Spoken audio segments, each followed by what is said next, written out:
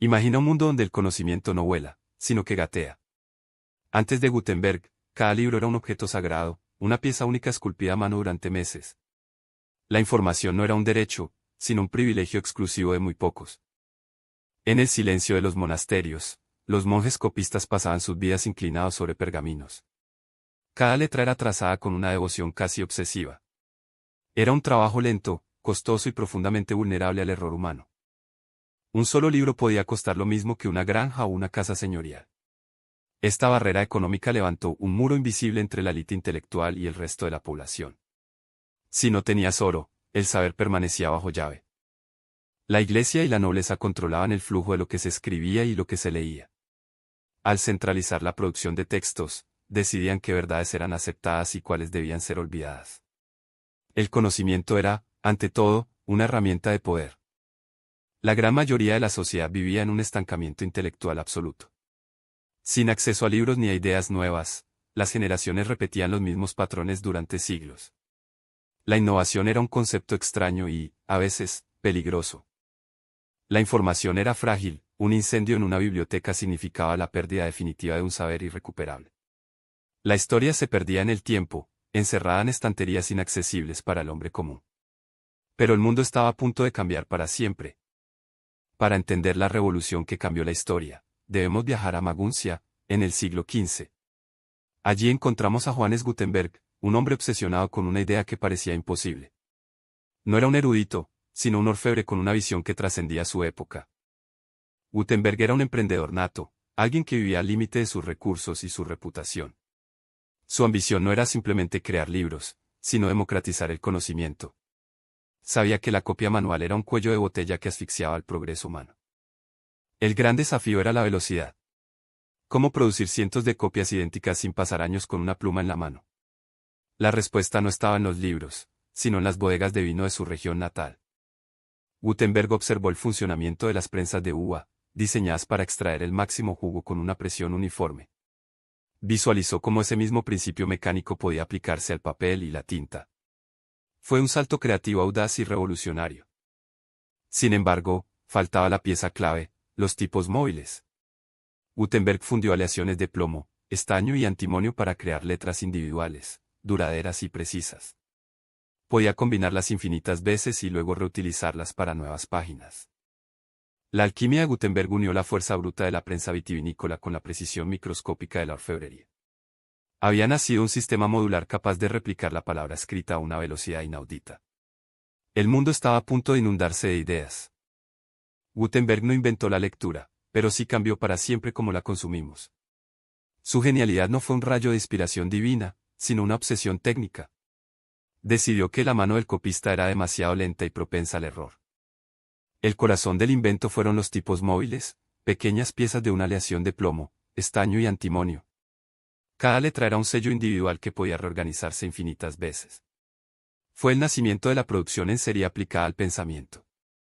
Pero, ¿cómo estampar esa tinta sobre el papel con presión uniforme? Gutenberg miró a su alrededor y encontró la respuesta en el campo. Adaptó la prensa de uvas, utilizada tradicionalmente para extraer vino de las cosechas. La adaptación fue un golpe maestro de ingeniería mecánica.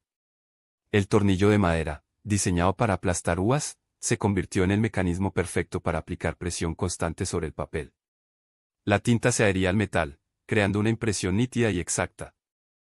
Por primera vez en la historia, dos libros podían ser idénticos hasta en el más mínimo detalle. Ya no dependíamos de la caligrafía humana, que variaba según el cansancio o el estado de ánimo. La estandarización del conocimiento acababa de comenzar. La velocidad de producción se disparó a niveles inimaginables para un monje del siglo XV. Lo que antes tomaba meses de labor solitaria, ahora podía completarse en cuestión de días por un pequeño equipo. La información, antes un privilegio estático, se volvía ahora una mercancía móvil. Esta arquitectura técnica permitió que las ideas cruzaran fronteras sin distorsiones. Cada página impresa era una copia fiel, un mensaje que viajaba intacto a través de Europa. La máquina de Gutenberg no solo imprimía papel, imprimía el futuro de nuestra civilización. Tras años de pruebas y deudas, Gutenberg finalmente tiene su creación a punto. Su objetivo no era solo imprimir libros, sino crear una obra maestra que desafiara a los escribas. Así nació la famosa Biblia de 42 líneas, el primer gran hito de la industria. El nombre proviene de las dos columnas de texto que componen cada página. Cada una tiene exactamente 42 líneas, un detalle que hoy parece técnico, pero que entonces era una proeza de alineación.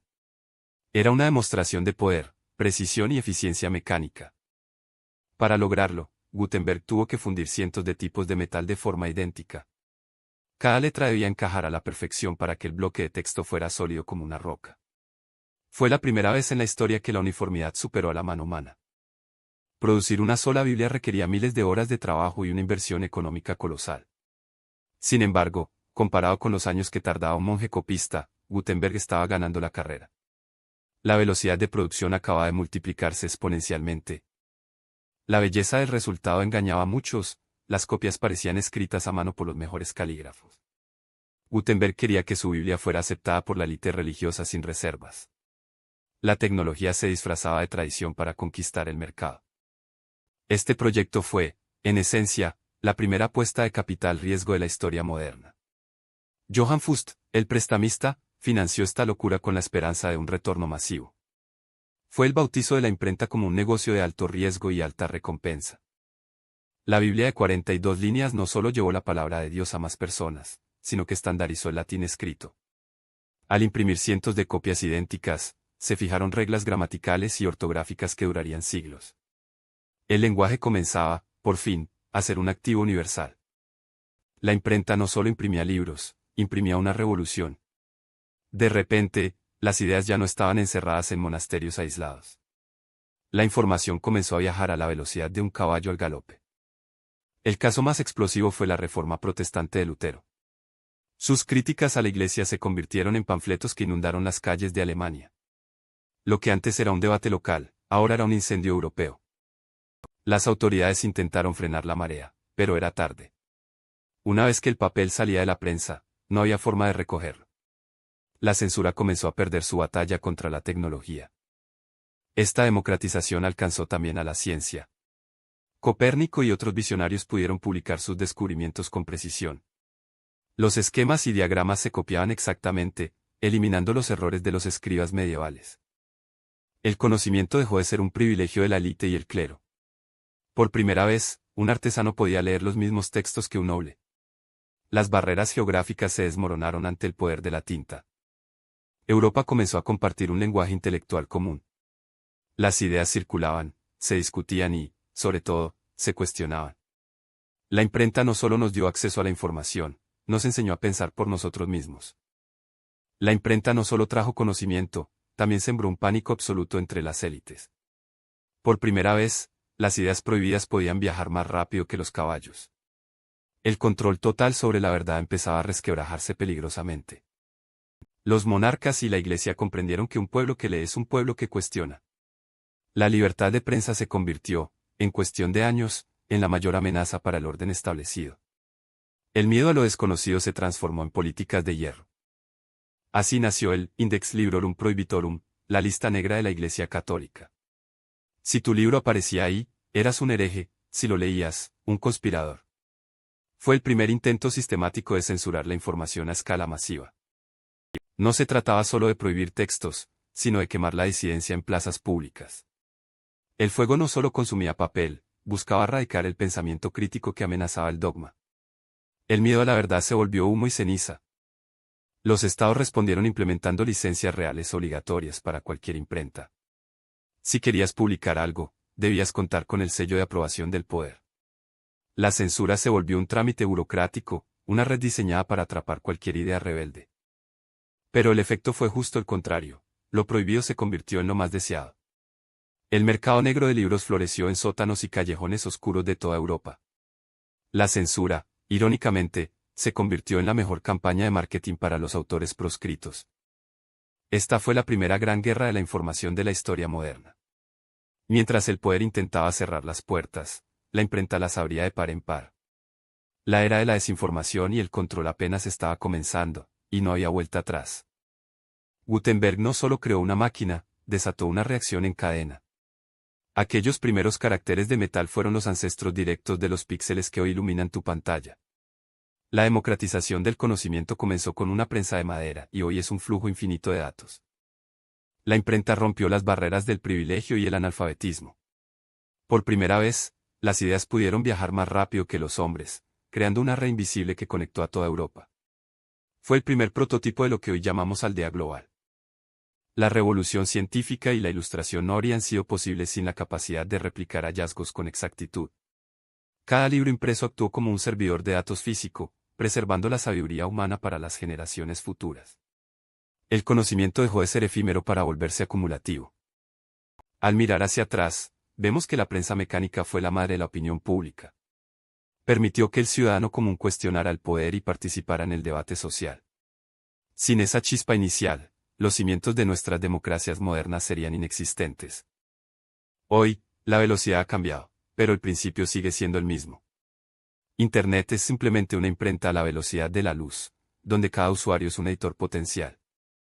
El espíritu de Gutenberg vive en cada clic, en cada post y en cada mensaje enviado. Hemos pasado de la tinta sobre papel a la luz sobre cristal, pero nuestra sed de información es la misma. La imprenta nos enseñó que, cuando el conocimiento es libre, el progreso es inevitable. Somos los herederos de esa primera gran revolución de la información. La historia de Gutenberg es, en el fondo, nuestra propia historia. La tecnología cambia, pero el deseo humano de conectar, aprender y ser escuchados permanece intacto.